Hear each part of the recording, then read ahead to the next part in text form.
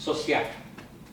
Ya vimos el eco, ya vimos el bio, ya vimos el psico, vamos al aspecto social. ¿Cómo es una persona normal que sigue la norma en el aspecto social? Para empezar, crea o vive o fomenta la célula social por excelencia. Y la célula social por excelencia, que además no hay otra, se llama familia.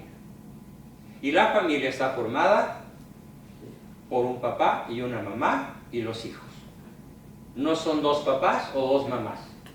No es una comuna sexual de lo que ahora se llama el poliamor, en donde hay 15 o 20 personas con todas las preferencias sexuales habidas y por haber, conviviendo orgiásticamente y pasándosela en orgías. No, la persona socialmente normal ha crecido, se ha desarrollado en el seno de una familia que funciona como una célula integrada. Cuando uno crece en una familia disfuncional, no es su culpa. Uno no escogió la familia.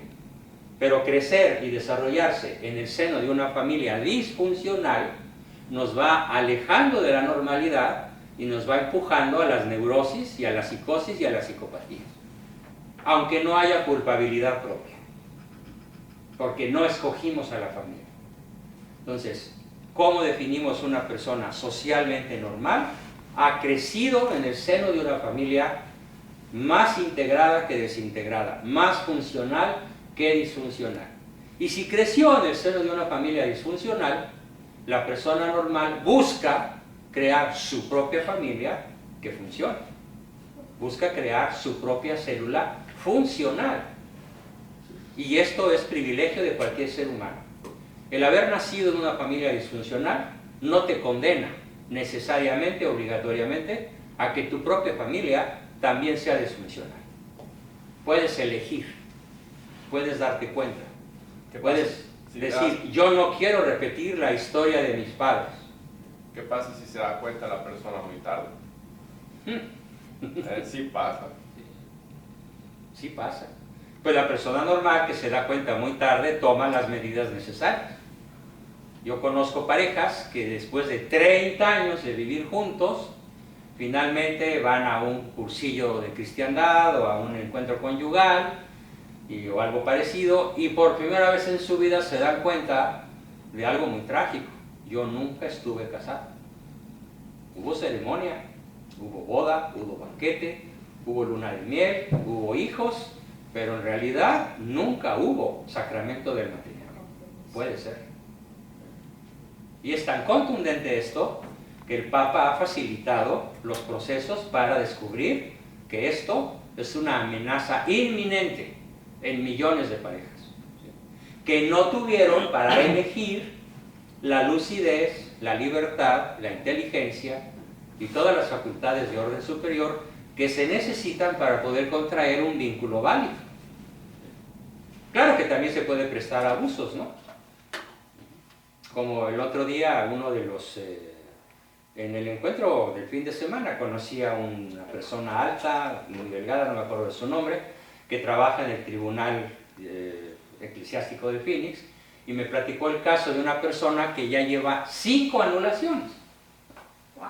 5 declaraciones de nulidad. Bueno, ya cuando va con ese señor y le pide la sexta, le dice no.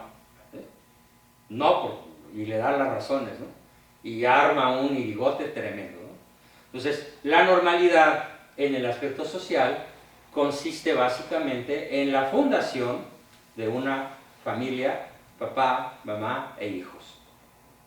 Y aquí el dicho de la normalidad no es la familia pequeña, vive mejor. La familia integrada vive mejor. No importa si es de un hijo o de 12, o como en algunos casos, en el Canadá antiguo, hasta de 20. Conozco una señora en Montreal que tuvo 25 hijos.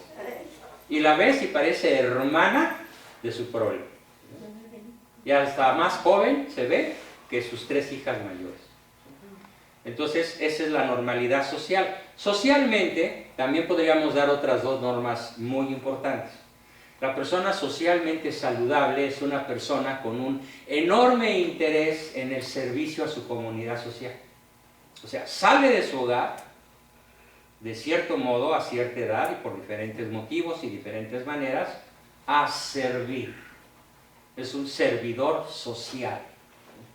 Es una persona interesada en el bien común, aunque no sea un político, aunque no sea un líder en el sentido estricto de la palabra.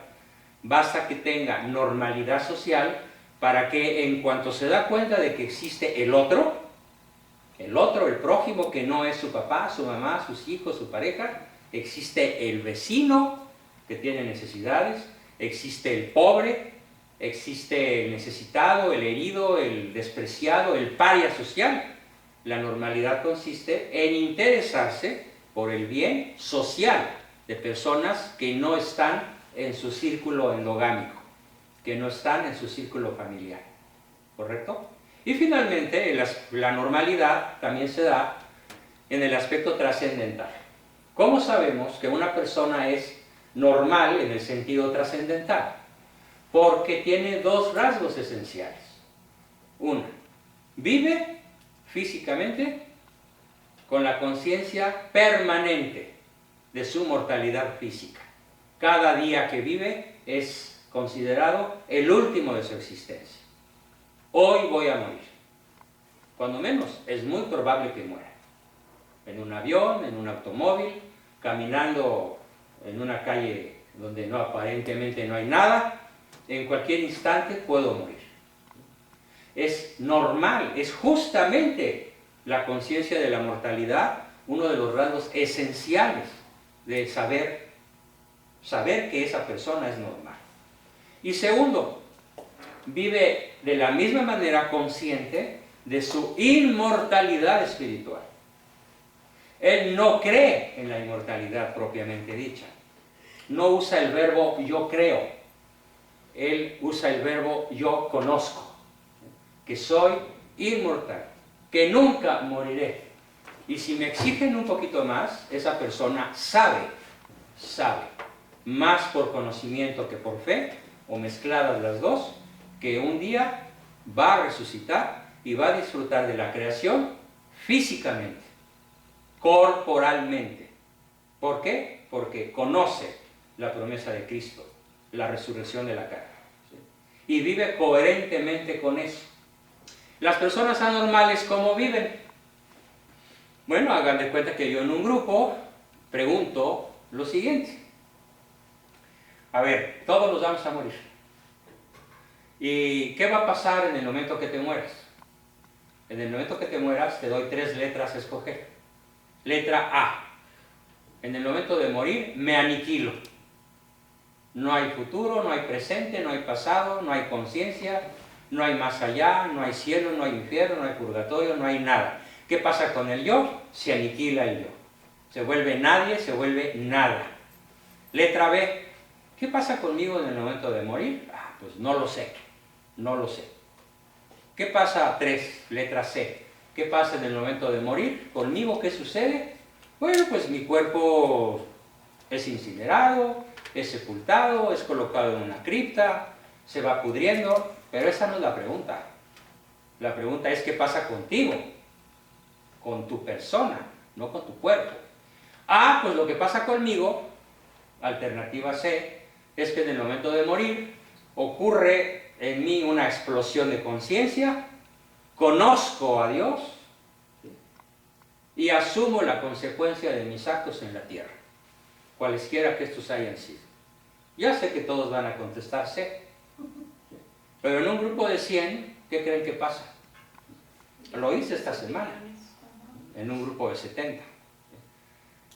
Como 15 levantaron la mano, me aniquilo, ya, bye, muerto el perro, se acabó la rata. Y a esas personas les pregunté, ¿y te reconoces católico? Pues sí, mi familia es católica. Pues sí, voy a misa porque pues, desde chiquito me llevan. Pero no conocen lo esencial de su fe, de su religión, al pensar que al morirse se aniquilan. Como 5 o 10 contestaron, no lo sé. Sin embargo, sí, la mayoría del grupo contestó sí. Al morir, mi conciencia se expande al infinito, conozco a Dios y asumo la consecuencia de mis actos. Entonces, ese es el concepto real de normalidad en el aspecto espiritual. ¿Quedó claro? Resumiendo los 5. Ecológicamente, cuido mi entorno. Lo cultivo, lo disfruto, lo hago mejor. Biológicamente, cuido mi salud. Y esto habla de la dieta, el ejercicio, el descanso, el sueño, la alimentación, el deporte, el ejercicio físico y multitud de cosas más íntimamente ligadas a mantenerse en un estado saludable. ¿Sí? Aspecto psicológico, inteligencia, memoria y voluntad. Mi inteligencia invariablemente está enfocada al estudio, a la búsqueda de la verdad en sí, que se llama verdad ontológica, a la adecuación de mi mente a lo que las cosas y las personas son. Mi memoria está cultivada con la lectura, la escritura, el arte, la danza, la belleza. Y mi voluntad está fortalecida con una vida enfocada al máximo esfuerzo, en donde huyo de la comodidad para encontrar la forma de fortalecer mi voluntad y hacerla imbatible frente a las dificultades de la vida diaria. Entonces, con pequeños ejemplos, si puedo subir escaleras en vez de agarrar elevador, subo escaleras. Si puedo treparme en una bicicleta en lugar de tomar un Uber, me trepo en una bicicleta. Si puedo caminar en lugar de manejar un auto, camino.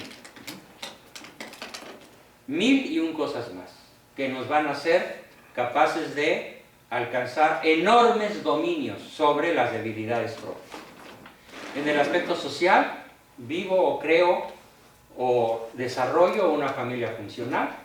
Si no la tuve, la mía lo es, por intención, y trascendentalmente soy una persona con conciencia de su mortalidad física y consciente de su inmortalidad, de inmortalidad espiritual, y de que un día asumiré la consecuencia de mis acciones. Esa es una persona normal. Y sobre ese criterio, cada uno de ustedes será evaluado. Y puede ser que en algún aspecto saques la mitad, en otro saques 0, en otro saques 80, en otro saques 100, y al final yo te digo, pues mira, este eres tú, y ¿qué reconoces? Claro, algunas personas me dicen, no, ese no soy yo. Bueno, mira, es que entonces tus respuestas están equivocadas. Vamos a revisar las respuestas, ¿no?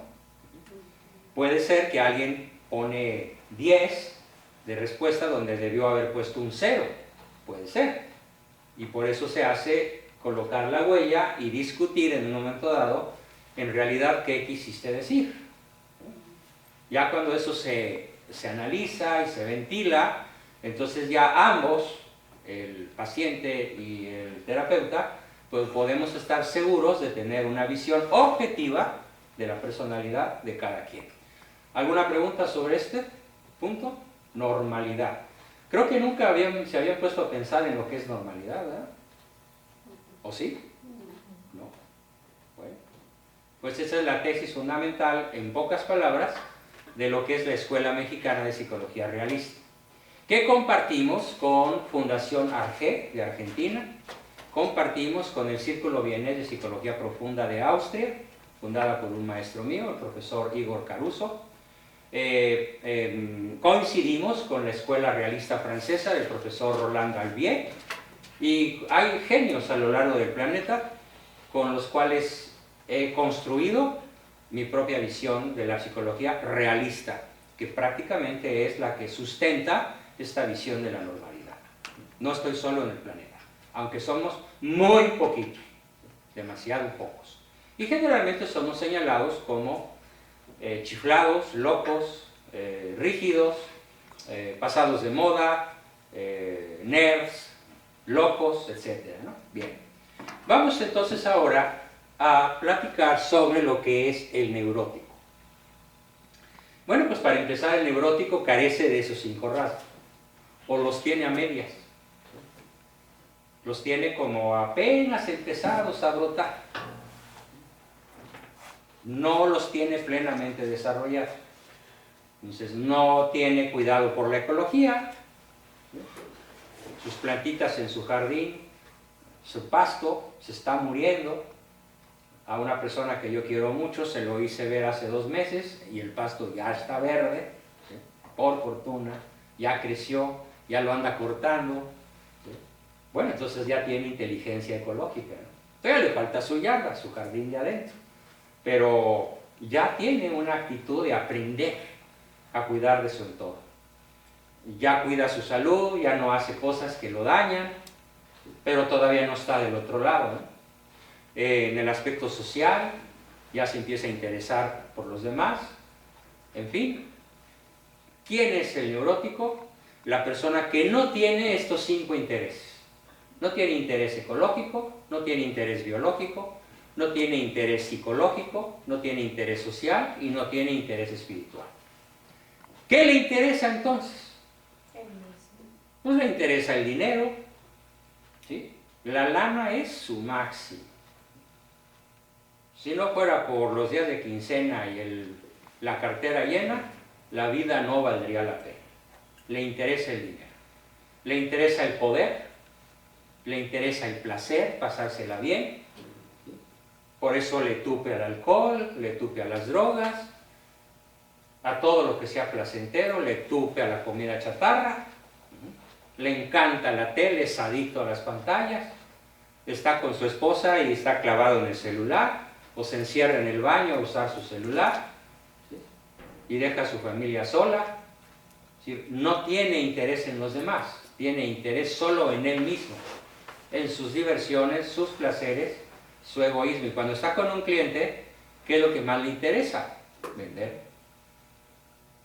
No le interesa servir, no le interesa conocer las necesidades de esa persona y brindarle el bien, producto o servicio que a él le conviene.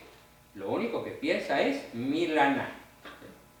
¿Cuántos contratos me faltan para alcanzar el récord marcado por mi jefe? ¿Sí? ¿Cuánto dinero me hace falta para que mi cheque salga con lo que necesito para este mes? Es su obsesión. Así es el neurótico. ¿Sí? Otros rasgos del neurótico, fundamental, pregunta. Ahorita que dices eso, Juan Bosco, el lunes te comentaba que duré en una casa como 5 horas. Pero le comentaba a Francis cómo es que esta persona al final me dijo: Juan Carlos, te quiero agradecer que no viniste, te sentaste y me vendiste. Pues la razón principal por la cual yo firmé contrato es porque te tomaste tiempo de escucharme. Entonces, pues gracias. Rasgo normal. No soy neurótico. No. Entonces, otro rasgo del neurótico. Empieza algo y no lo termina. Lo deja a medias. Se compra una guitarra, paga las primeras lecciones y la guitarra hace 14 años está llena de polvo en algún lugar de la casa. ¡Qué neurótico! O se compra un piano, a veces está de cola, ¿sí? Tomó 3, 4 leccioncitas y ahí está el piano sin que nadie voltee ni siquiera a verlo. Lo único que hace la señora es sacudirlo y de mal humor. ¿Qué sé yo? Se inscribe en un club para ir a nadar y no lo usa. O entra a un ciclo escolar y no lo termina. O empieza a estudiar una carrera y no se recibe. O empieza un libro y lo abandona en la página 3. Ese es el neurótico. El que empieza las cosas y no las termina, porque las deja a medias, porque se aburre, porque no tiene uno de los rasgos fundamentales de la normalidad, que es la tenacidad. Tenacidad. Y esto que estoy diciendo ahorita es el resultado de una investigación en la que yo participé a escala planetaria. Una firma muy importante, Pricewaterhouse, hizo una convocatoria, reunió a varios psicólogos e hicimos un trabajo bien pagado. A mí me tocó México y fuimos a entrevistar, a analizar el perfil de personalidad de los sujetos que son el CEO, de las empresas que eran normalitas, comunes y corrientes, pero que gracias a la dirección de estas personas dieron el salto a empresas extraordinarias. Hicimos el análisis igualito que el de ustedes, nada más complejo, más profundo, por muchas razones, y finalmente el rasgo fundamental de esas personas, ¿cuál fue? Son personas ¿qué y qué? ¿Cuál se imaginan que fue? Neurótico. ¿No? No, Son personas que lograron pasar sus empresas normales a empresas extraordinarias. Obtienen en el resultado final dos palabritas que los definen de cuerpo entero. ¿Cuáles son? Dos virtudes. Son personas ¿qué y qué? tenaces. Muy bien. Dos personas dueñas de una tenacidad legendaria. Y dos, personas con una profunda humildad. Humildad y tenacidad. Para lograr pasar una empresa común y corriente a un nivel extraordinario, se requieren personas extremadamente virtuosas que caen en el renglón de la normalidad, en muchas virtudes, pero sobre todo en esas dos. Humildad y tenacidad. Tenacidad y humildad. Vayan pensando qué tan tenaces son. Tenacidad viene de tenazas, donde aprieta, no suelta. Y humildad, consciente de sus limitaciones, consciente de sus cualidades y abierto ante todo al hábito del servicio a los demás. Bueno, se dice fácil ser tenaz, pero ¿cómo se incita la tenacidad? ¿Cómo se motiva la tenacidad? Porque en realidad, pues después de lo obvio es lo obvio, ¿no? Bueno, Ajá. yo les prometí hace 3 viernes que iba a dar 3 conferencias. ¿Quieres desarrollar la tenacidad? Si reconoces que no la tienes, es una hipótesis, necesitas un entrenamiento. O sea, toda virtud es el producto de un entrenamiento. El concepto teórico que he vertido a lo largo de estas 3 sesiones es absolutamente insuficiente. Sirve para saber con la cabeza. Ya sé que lo que más me conviene aprender es la tenacidad. Pero mira, te voy a poner un ejemplo. Es como si yo fuera un maestro de fútbol. Y estos 3 viernes lo que he hecho es leerles el manual de cómo se juega el fútbol. Bueno, ya saben jugar fútbol, ¿no? Ahora vamos a ganarle a Francia. Con su mejor equipo, ¿no? O a México jugando como jugó contra Alemania. Pues me diría, ¿estás loco? No puedo. Pues a los 10 minutos ya voy a echar el bofe y la tripa en la cancha, ¿no? Entonces, ¿qué te falta? Entrenamiento. Para poder desarrollar cualquier virtud se necesita un entrenamiento profesional. ¿Yo a qué me dedico? A eso. De vez en cuando doy conferencias como esta, pero principalmente cuando yo manejo grupos a largo plazo. Por ejemplo, Juan Carlos está en un grupo, en otro y en otro y en otro, siempre me ha seguido por todo Phoenix, en mis aventuras. ¿Por qué? Porque él está en entrenamiento. Al igual que otras muchísimas personas que han seguido el entrenamiento y hoy disfrutan de una situación privilegiada en su vida de familia, en su vida como papás, como profesionistas, como trabajadores, como jardineros o como vendedores de cementerios o de lo que sea, ¿no? Pregunta. Ya la contestó. ¿Cuál era? Ser tenaz. ¿Sí? Solo con un entrenamiento. Te voy a decir constantemente a través de WhatsApp, teléfono, correo electrónico, sesión individual, sesión de grupo, eso no, eso sí, se te olvidó esto, prueba aquello otro, esto está prohibido, esto está permitido, esto es un error, esto es un éxito, esto es un retroceso, esto es un avance. ¿Cómo se entrena? ¿Cómo se entrena para pegarle a un balón? Como se entrena para aprender a jugar tenis, squash o cualquier deporte. Los procesos de aprendizaje en virtudes son muy similares a aprender a tocar piano, guitarra o cualquier juego que implique esfuerzo. ¿Bien? ¿Alguna otra pregunta? Continuamos. Entonces, el neurótico tiene un rasgo más. Tiene muchos, pero estoy yéndome a lo esencial. Ya vimos que no tiene los rasgos de la normalidad que expliqué. Ya vimos que no termina lo que empieza. Otro rasgo. Toma decisiones equivocadas con base en sus emociones. Si está contento, compra, regala, promete. Son los 3 errores típicos del neurótico. Si está contento, compra, regala y promete. Cuando está triste, pues no puede pagar, no cumple lo que prometió, y no celebra nada. Está en el lado opuesto de sus emociones.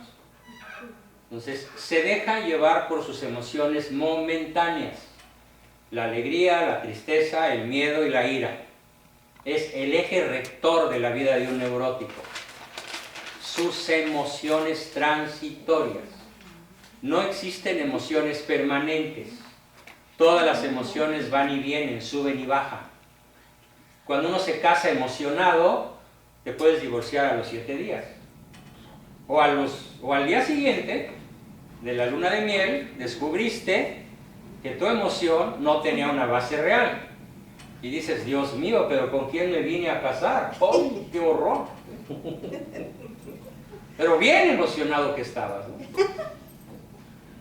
Entonces, si estás emocionado y quieres ser normal, no tomes decisiones cuando tengas miedo, cuando tengas tristeza, cuando tengas ira o cólera o enojo, y tampoco cuando estés muy alegre.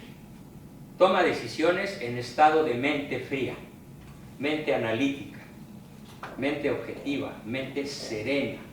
Cuando estés sereno, ni frío ni caliente, tampoco tibio, sino sereno, no alegre, no deprimido, no triste, no miedoso, no eufórico, entonces toma una decisión cualquiera.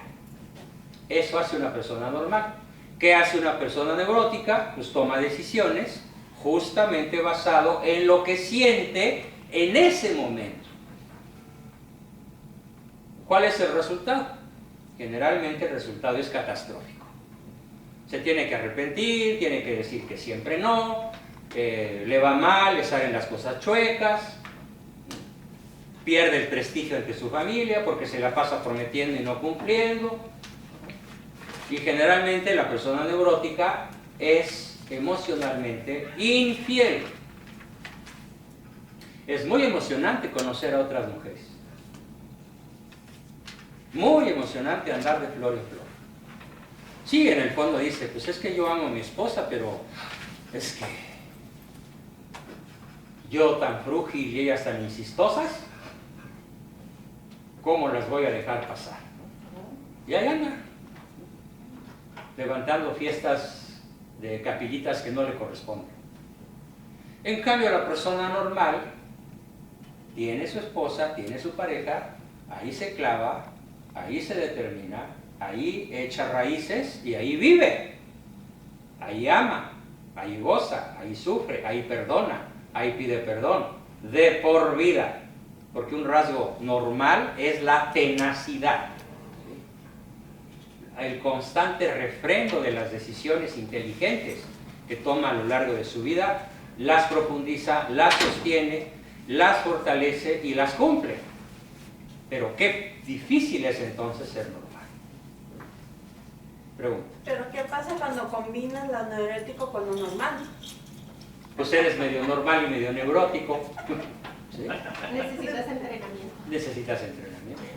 Pero por lo regular, si eres neurótico, no eres normal. ¿O sí? Mira, puede ser un normal con rasgos neuróticos. O contagiado. O contagiado. O puede ser un neurótico con algunos rasgos de normalidad. Ajá. Porque nadie es perfecto.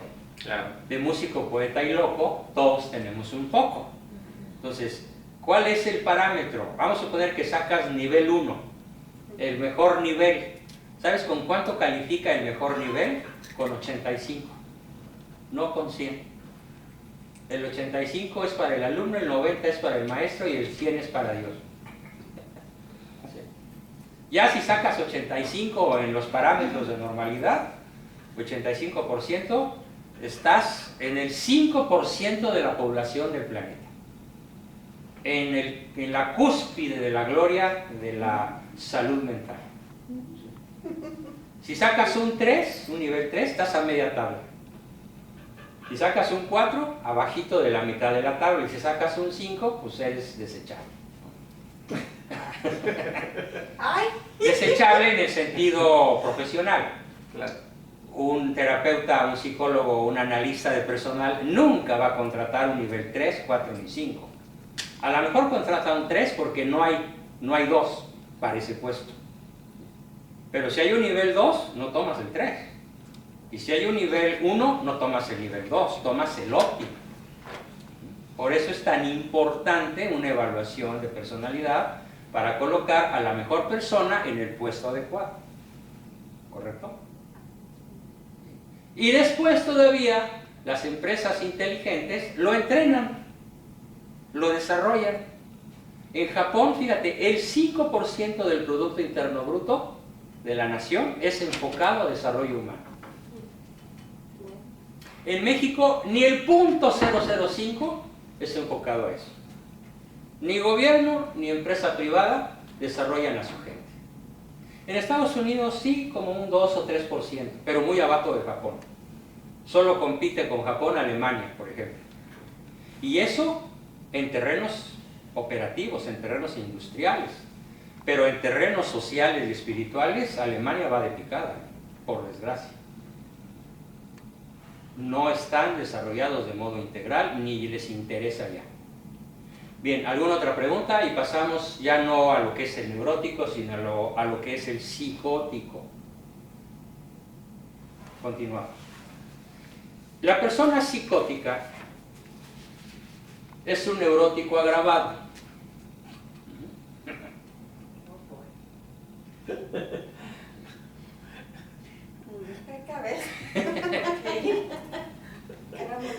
Es un neurótico, pero muy grave. Para que se entienda, primero voy a contar un chiste. Fíjense, el neurótico construye castillos en el aire. El psicótico los habita. Y el psiquiatra cobra la renta. ¿Esto qué significa? Que literalmente el psicótico es una persona que se define como viviendo fuera de la realidad. No está ubicado en la realidad. O piensa que la realidad es como él se la imagina. Para él, ¿qué es la verdad? Solo existe su verdad. Él eleva a la categoría de verdad absoluta su opinión, sus vivencias personales, sus experiencias subjetivas. Esas son la verdad. La verdad no es lo que es. Para el psicótico la verdad es lo que él se imagina que es la verdad.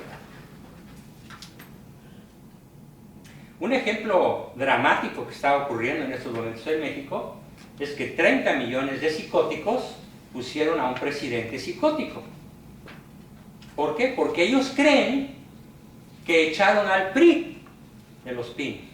Y en realidad lo único que hicieron fue regresar a lo peor del PRI a Los Pinos. Porque todos los señores del Morena, comenzando por su líder, fueron priistas de lo más corrupto en la historia del México moderno, sin excepción. Entonces, le dan una patada a los priistas jóvenes, a los priistas actuales, y traen a Palacio a los viejos piranosaurios que se devoran a México desde hace 50 años o más. Tienen más experiencia. A los que tienen más experiencia en robar, en narcotraficar, en corromper, en engañar y en instalar en el país la cultura de la muerte. Aborto, drogas, matrimonio igualitario, adopción de niños por parejas gay y cuantas vaciladas se le ocurra a Monsieur Belcebú. Eso es lo que están haciendo, ya. Una de las cosas más terribles que va a hacer este señor, psicótico, es, imagínense, en Jalisco, por ejemplo, perdió el candidato de un partido. perdió. Y ganó un rival del pejidente. Entonces el pejidente ya le dijo al perdedor, pero tú vas a ser el que maneje las finanzas de Jalisco. Entonces, ¿quién va a gobernar realmente? El que perdió.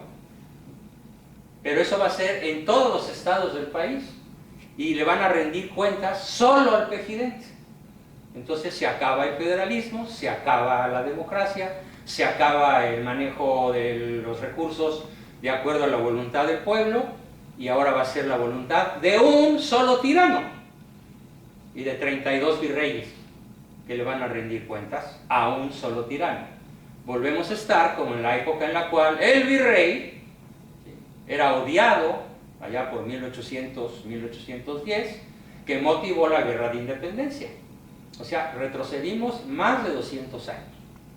Ese es el México de hoy. La tiranía de un solo hombre. Pero con el voto de 32 millones de personas que consideran que la realidad no es la realidad, que la realidad es lo que traen en su cabeza. Un acto pseudo-democrático que además fue fabricado desde el sistema. Si nos atenemos a lo que como historiador conozco llamado el Pacto de los Generales, uno de cuyos pactos, fabricado desde 1928 por Plutarco Elías Calles, fundador del PRI, fue: para poder perpetuarnos en el poder hay que mantener al pueblo en la ignorancia. Si logramos mantener al pueblo en la ignorancia, nunca nos van a echar del poder. ¿Ustedes creen que el sistema salió de Los Pinos con Fox y con Calderón? No, siguió intacto. Nada más cambió el nombre del presidente, pero no cambió el narcosistema. No ha cambiado nada desde 1928. 90 años de hegemonía absoluta, gracias a mantener al pueblo psicótico, fuera de la realidad, lejos del mundo real. Creyendo que hacen una cosa, hacen lo contrario. Creyendo expulsar a los tiranos de palacio, los reinstalan a los peores tiranos que la historia de México haya podido fabricar. Es un ejemplo de estos momentos, muy parecido a lo que sucede también en la Unión Americana. Tremendamente parecido, diría yo. Por eso ya aquí dijeron, desde el Capitolio, que el de Los Pinos es una gran persona. Ese fue el comentario oficial desde aquí. Bueno, ahora sí que retiemblen sus centros la tierra, ¿no? Dios los cría y ellos se juntan. Volviendo a la cuestión, otro rasgo psicótico, aparte de que viven fuera de la realidad y no saben que no saben, no buscan ni el bien, ni la verdad, ni la belleza, ni la unidad. ¿Qué busca un psicótico? Solamente una cosa: sobrevivir. Sobrevivir a costa de lo que sea. Sobrevivir emocionalmente a sus terribles heridas. Generalmente el psicótico no es culpable de lo que le pasa. Generalmente el psicótico es el producto de la violencia intrafamiliar, de mala alimentación sistemática, de una ignorancia intencionalmente cultivada, del abandono paterno y materno, de las riñas constantes entre padre y madre, del abuso infantil y de mil y un causas más, todas o casi todas mortales para la salud mental de ese niño que crece en medio de la violencia, del abandono, de la ausencia de caricias, de reconocimiento, sin tiempo de sus padres, y que se convierte en una amenaza social del tamaño que estamos viendo. Ese es el psicótico. Hay muchas y variadas clases de psicosis. Tenemos la esquizofrenia, la personalidad maníaco-depresiva o bipolar, tenemos el TOC, el trastorno obsesivo-compulsivo. Son las tres psicosis, cuatro. La depresión endógena profunda, son las cuatro psicosis más abundantes en el planeta Tierra. Incluso hay datos aterradores de que hablan de que el 80% de los habitantes de la Unión Americana sufren depresión. y que de hecho el negocio del milenio pues son los antidepresivos. Además, pues es lo único que te hacen cuando vas a consulta, tomes esto. Que ya no me sirve, pues tomes este otro. Que no me sirve, tómese los dos y suba la dosis. ¿Y cuánto le debo, doctor? $200 por 5 minutos por darte una receta. Que además te está destruyendo el sistema nervioso central o el sistema endocrino o toda tu vida, porque así no se curan las psicosis. Se puede hacer lo que dice el arquitecto, ¿no? Cuando termina una casa mal hecha, tente mientras cobra. Pregunta. ¿Qué provoca a una persona normal convertirse en psicótico? A ver, no te entendí. ¿Qué provoca A una persona normal convivir con un psicótico? convertirse en Convertirse en un psicótico. Ah, ¿qué hace Sí. que una persona normal se convierta en un psicótico? Mira, puede ser un trauma de guerra, puede ser un susto fenomenal, puede ser un secuestro propio o de un familiar, una experiencia que desgarra, que afecta, que destruye las partes más finas del sistema nervioso central. Existen de que los estilos de vida que ahora se están promoviendo como legalizar la marihuana, Sí. el- Las drogas el- producen psicosis. Ok. Las drogas, el uso de las drogas, invariablemente producen psicosis. Todas, hasta las consideradas drogas suaves, como la marihuana. Y que se ingiere hoy con permiso en California, por ejemplo, y en otros estados de la Unión Americana, y ya México va para allá. Si la Olga Sánchez Cordero, próxima ministra de Gobernación, se sale con la suya y se va a salir con la suya, no vemos cómo no. Se va a legalizar no solo la marihuana, sino el cultivo de la amapola, que es con lo que se hace la cocaína. Terrible, pero ya está el proyecto en marcha. Entonces va a haber mucho más problemas psicológicos. Mucho más problemas psicológicos, mucho más problemas psicológicos. Problemas de violencia intrafamiliar, de abandono, de abuso sexual infantil, de consumo irrestricto de drogas recreativas, ¿sí? De todo lo que sea contrario a la vida. Es el proyecto fundamental del príncipe de este mundo, avalado por los príncipes humanos, que desgraciadamente una población mantenida y cultivada en la ignorancia llevó al poder. Magistral jugada geopolítica de los mandos del planeta. O sea, incrementar el índice de enfermedad mental garantiza la gobernabilidad de un pueblo. Esto es el propósito fundamental. No tener en el pueblo personas pensantes, personas cultas, personas normales, personas inteligentes, personas buenas, responsables, virtuosas. Eso no conviene a los que dominan los destinos de la tierra. Y lo han logrado de una manera magistral, diabólica, verdaderamente genial. Ahora, ¿qué produce, contestando todavía a tu respuesta? Pues te dije del secuestro, de una experiencia terrorífica. Ayer recibí el caso de una persona que a los 26 años recibe amenazas para la vida de su esposa, muy jovencitos ellos, recién casados. Durante una semana, un secuestrador los mantiene bajo acecho y aterrorizados. Fue tan brutal el shock que él recibió que hoy su problema principal es que no puede dormir. Sufre a los 32 años un insomnio permanente. Y algo que produce psicosis es la falta de sueño.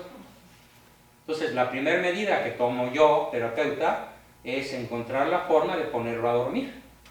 Por fortuna hay muchos productos naturales y algunas marcas que se basan en productos naturales que son poderosos inductores del sueño, pero que no son narcóticos, no son medicinas que hacen adicción.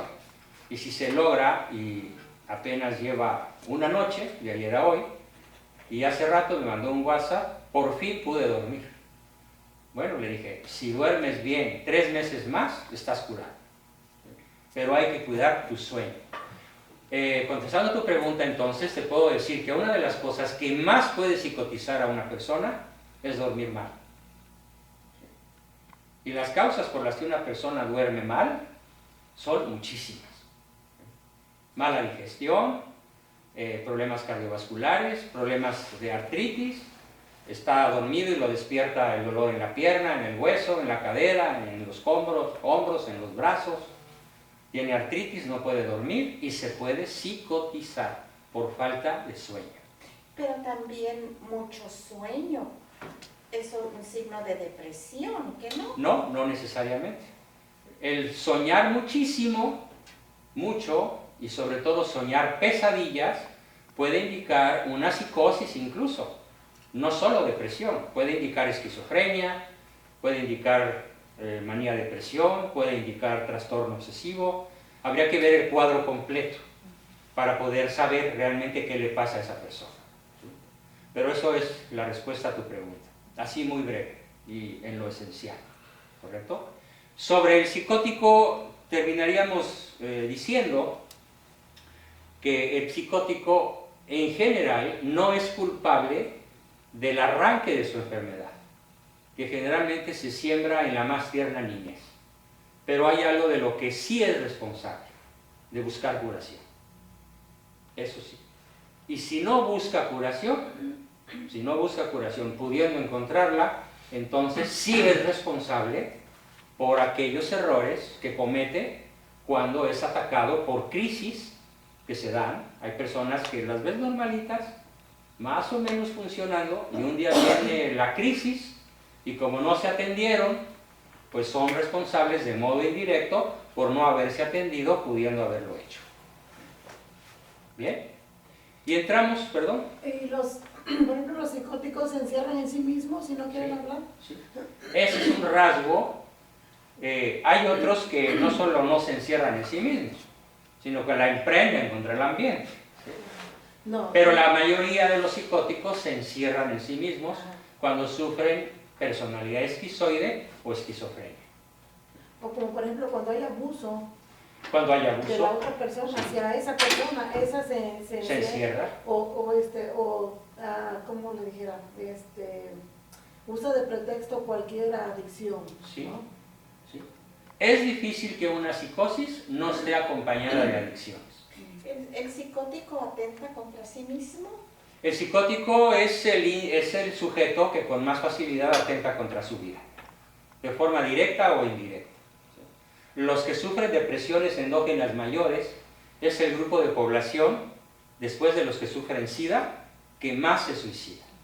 El grupo de población en la Tierra que más se suicida es el homosexual, en cualquiera de sus variantes. El campeón mundial de suicidios es el grupo homosexual. Porque el homosexual, en cierta forma, es un psicótico. Porque busca el amor donde nunca lo va a encontrar. Algo que es una experiencia infernal para todo homosexual. Imagínate, la Organización Mundial de la Salud ha hecho estudios exhaustivos a escala global y nos dice cuántas parejas en promedio tiene un homosexual por año. ¿Saben cuántas? 52. Una por semana. Esto produce una inestabilidad afectiva terrible, tremenda, cuando en realidad la estabilidad emocional es lo que más produce que haya personas normales. Si tú quieres un niño normal, en el sentido que lo planteé, dale un entorno estable, la seguridad de la permanencia de sus padres, la seguridad de tu afecto, aunque se porte mal, la seguridad económica, la seguridad física, la seguridad social, la seguridad emotiva, todo lo que crea una persona normal es la estabilidad, sobre todo la emocional. Y lo que más crea sujetos neuróticos, psicóticos o psicópatas es la inestabilidad emocional. Por lo tanto, los grupos más vulnerables al suicidio son los grupos, o es el grupo que más sufre de inestabilidad emocional. Y el grupo que más sufre inestabilidad emocional es el grupo conocido como LGTBI. Más las letras que se junten de aquí a diciembre, ¿no? Por desgracia. Bien, entonces entramos al último grupo. El último grupo se llama psicópata. Desde luego les puedo garantizar que ninguno de ustedes va a salir en este renglón. Por eso lo dejé al final y lo diré brevemente. El psicópata no es un loco, el psicópata no es un neurótico y tampoco es una persona normal. ¿Qué es un psicópata? Un psicópata es un individuo que tiene esencialmente 5 rasgos. Aunque hay muchos más, pero voy a decir los 5 esenciales. Para empezar, el psicópata es extremadamente listo, extremadamente astuto. Podríamos decir, en cierta forma, inteligente.